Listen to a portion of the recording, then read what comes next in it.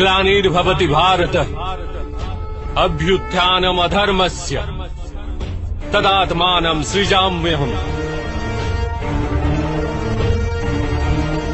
परित्राणाय साधूनां विनाशाय च दुष्कृतां धर्म संस्थापनार्थाय संभवामि युगे युगे।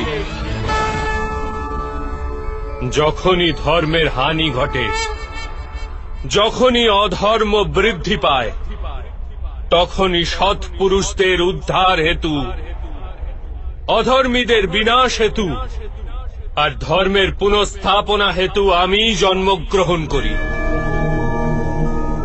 এ প্রত্যেক যুগে হয়ে আসছে আর আগামীতেও এই রূপই হবে।